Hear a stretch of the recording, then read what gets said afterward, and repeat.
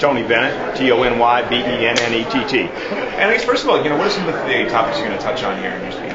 Well, I think what we're going to talk about is the fact that the concept of putting students first is not a tagline.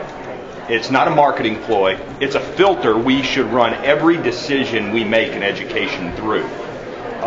Be that whether we are talking about providing students robust choices to pursue an education that meets their 21st century needs, making sure there is an effective teacher in every classroom, to holding everyone accountable for the results of our education system. So I think that is going to be what you're going to hear all day today, that this is not a marketing ploy, this is not a political slogan, this is a filter we should run every decision through in education. And our governor has repeatedly said that we have just far too many superintendents and we're spending too much money on administration. Is that something, and you guys seem to, he quotes you guys as the type of state that's doing it right. Is that something that you also believe in? Well, first of all, I think there's very little question that the most important thing we have to do is drive dollars to the classroom.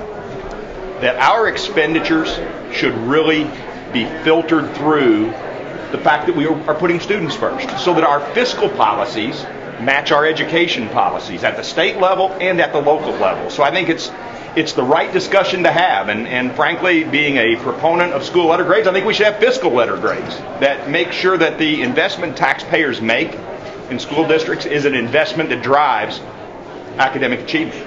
Tony, you're a very appropriate keynote person for this conference, because you in Indiana did many of the things that Governor LePage is in the process of trying to do here. I just wonder, is there any advice you'd have for the governor based on the fact that when you were there, you worked with Mitch Daniels, a Republican governor, you had a Republican legislature. Governor LePage is in a little different situation here now. Can he still pursue some of these challenging reforms? And what advice would you have for him to do so? Well, first, I think it's a great question, because I think the most challenging aspect of driving this agenda is making sure that the agenda resonates with everyone. What we learned was our agenda resonated with our most disadvantaged communities. They understood we were trying to give their children something they had been lacking. But where our message didn't resonate was really with the middle class, because they didn't believe there was anything wrong with their schools. They didn't see the urgency that we should have to act with to improve education from top to bottom.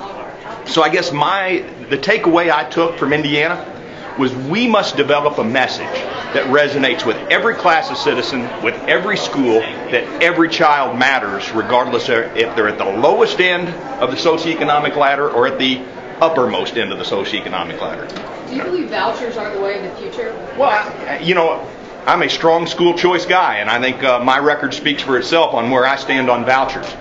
I think it's a social justice issue. Secretary Duncan talks about education reform being a social justice issue, and we talk about vouchers being the ability to integrate competition into the system. It's also the ability to integrate social justice into the system. And let me give a brief explanation why I say that.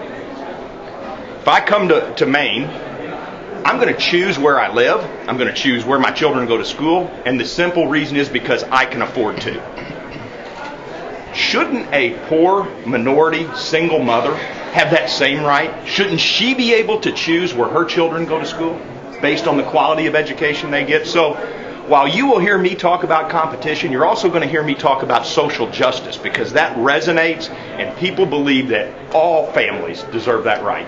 And critics of your line of thinking and the governor accuse you guys of being anti-public education. What was your reaction to that? Well, first, I have a daughter that teaches in public schools in Indiana. She teaches in a Title I public school, and I think the last thing I'd ever want on my headstone is I tried to kill public education. My wife's a public school educator. I came from public education and supported a voucher program while I was a public school superintendent. So this is not about being anti-public education. This is about, let's go back to the filter. This is not about perpetuating a system. This is about perpetuating a generation that will lead our country, lead our states in the future. So we have to put students first. It's not about anti-public education. It's about pro-child.